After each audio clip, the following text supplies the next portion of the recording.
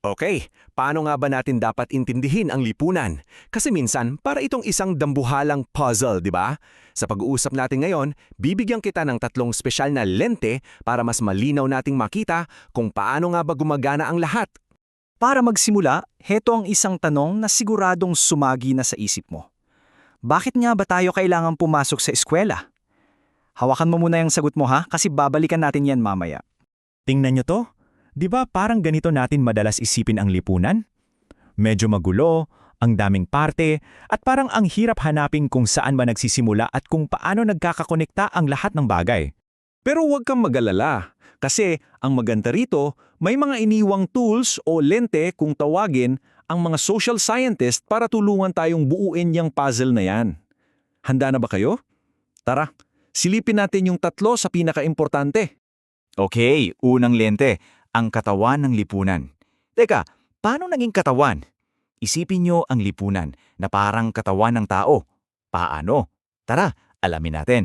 Well, ito yung tinatawag na structural functionalism. Ang sinasabi lang nito, ang lipunan ay parang isang malaking sistema. Bawat bahagi, pamilya man yan, gobyerno, edukasyon, may kanya-kanyang ginagampanan para mapanatiling balanse at matatag ang buong sistema. At eto, napakagandang visual para dyan. Dito, kitang-kita yung ideya, di ba? Tingnan nyo kung paanong konektado ang pamilya sa edukasyon, tapos yung ekonomiya sa gobyerno, parang mga organ lang sa katawan natin. Bawat isa may function, may trabaho, para mabuhay at umandar ng maayos yung kabuuan. Kaya ang pinaka-core idea nito ay ito. Sa pananaw na ito, lahat ng kilos natin, malaki man o maliit, may purpose o function. Bawat isa sa atin may ambag sa pagpapatakbo ng buong makina ng lipunan. Walang nasasayang, kumbaga. Okay, para mas maintindihan pa natin, isipin mo na parang iceberg. Yung nasa ibabaw ng tubig, yung kitang-kita, yan ang manifest functions. Ito yung mga sinasadya at inaasahang resulta. Halimbawa, sa eskwela, ang manifest function, syempre, para turuan tayo ng math, science, at iba pa.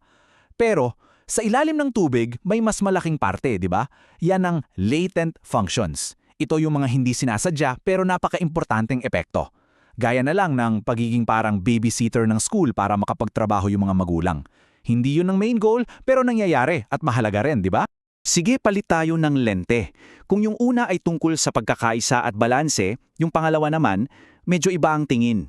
Tinitingnan nito ang lipunan bilang isang arena ng awayan at hindi pagkakapantay-pantay.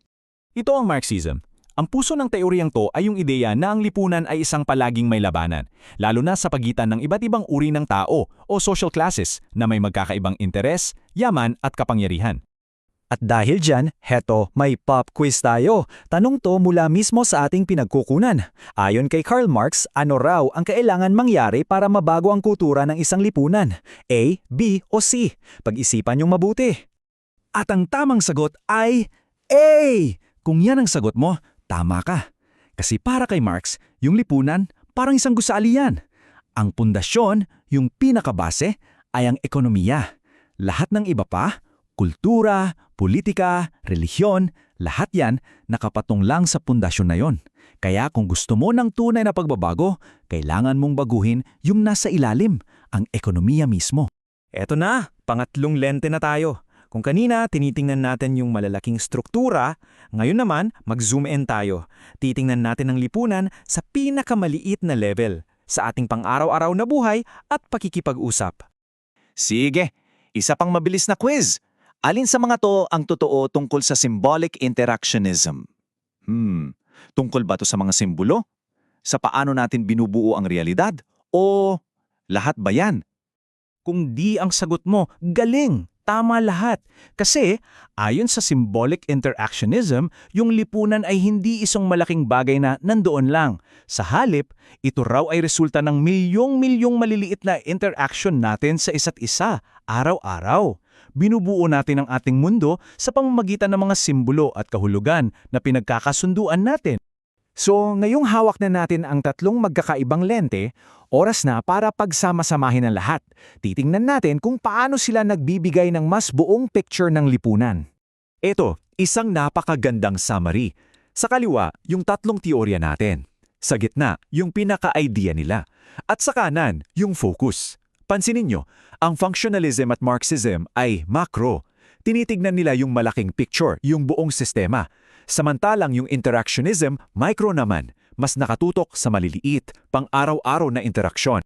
At ngayon, para talaga makita natin kung gaano kalakas ang mga lenteng to, balikan natin yung tanong natin kanina. Bakit nga ba tayo pumapasok sa eskwela? Subukan nating sagutin yan gamit yung bawat lente. Okay, kung isa kang functionalist, anong isasagot mo? Siguro sasabihin mo, well, ang paaralan, nagbibigay yan ng skills sa mga kabataan. Nagsisilbi rin itong tagapag-alaga. At sa huli, pinapanatili nito ang kaayusan at stability ng lipunan. Lahat may function. Pero kung isa ka namang Marxist, nako, ibang-ibang sagot mo.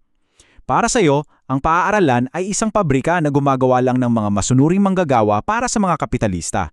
Pinapanatili lang nito ang agwat ng mayaman sa mahirap at sinasanay tayo na normal lang yung ganitong sistema. At panghuli, kung isa ka ang interactionist, ang tingin mo sa paaralan ay parang isang training ground. Dito natin natututunan kung paano maging bahagi ng lipunan. Paano ba umakto bilang estudyante? Paano makipag-usap sa guro? Paano makisama sa mga kaklase? Dito tayo natututong makipag-ugnayan. So ayun, iisang tanong, tatlong lente, tatlong magkakaibang sagot. Ang bawat isa may pinapakitang parte ng katotohanan. Walang iisang lente na masasabi nating laging tama. Ang tunay na pag-iintindi ay nanggagaling sa kakayahan nating magpalit-palit ng pananaw.